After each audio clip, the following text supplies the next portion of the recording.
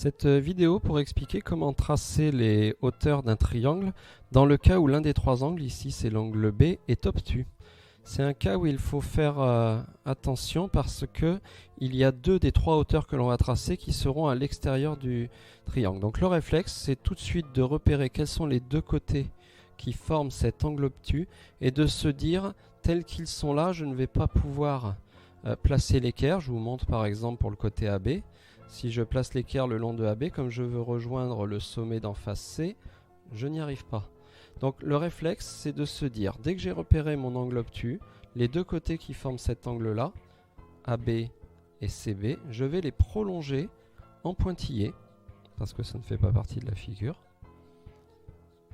du côté de cet angle B. Donc là, de A, le côté AB, je l'ai prolongé vers B. Le côté CB,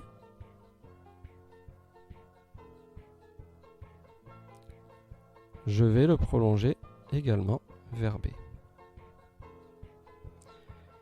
Là, maintenant que j'ai fait ça, je vais vraiment pouvoir tracer les trois hauteurs. Alors, on reprend, on parlait de AB par exemple. Donc, si je place mon équerre le long de AB, je suis censé rejoindre le sommet d'en face C. Et là, les pointillés vont me servir à continuer de faire glisser l'équerre jusqu'à C. Ça y est. Mon équerre est bien placé. Le bord de l'équerre est le long du côté AB. Ça va passer par le sommet C. Je trace une partie de cette hauteur que je vais prolonger.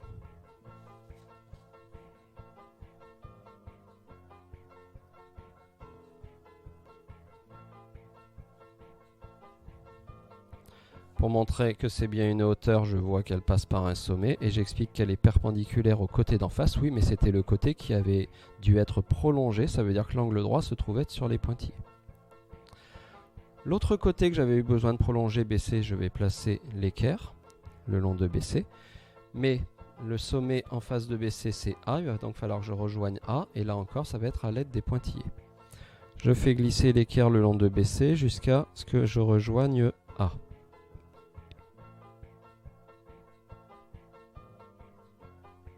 Voilà, mon équerre est bien placé, je suis le long de BC, j'ai rejoint A.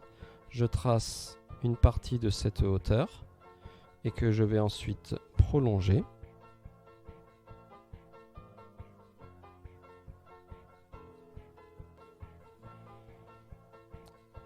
Elle passe bien par le sommet A et je viens noter l'angle droit qui lui aussi est sur les pointillés. Dernière hauteur.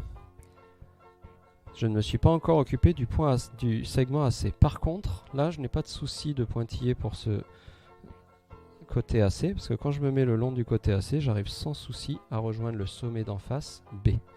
Donc je me mets le long de AC, je rejoins B. Je suis bien placé. Le long de AC, je rejoins B. Je trace une partie de cette hauteur et que je prolonge.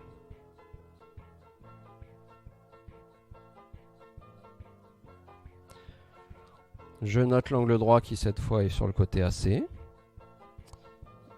Et je peux vérifier, alors là je manque un petit peu de place vers le haut de ma feuille, mais mes trois hauteurs sont censées être concurrentes, se rejoindre en un même point qui doit se situer à peu près par là. Et en tout cas, si je les prolongeais, elles se rejoindraient bien en un même point, qu'on appelle l'orthocentre. Ça me permet de vérifier. Voilà, donc bien pensé, en fait cet angle-là, dans mon triangle du départ, était obtus. C'est parce que cet angle était obtus que les deux côtés qui venaient vers B, j'ai dû les prolonger avec des pointillés. C'est bien de le faire dès le départ, comme ça ensuite au moment où je veux faire glisser l'équerre, j'ai plus aucun problème.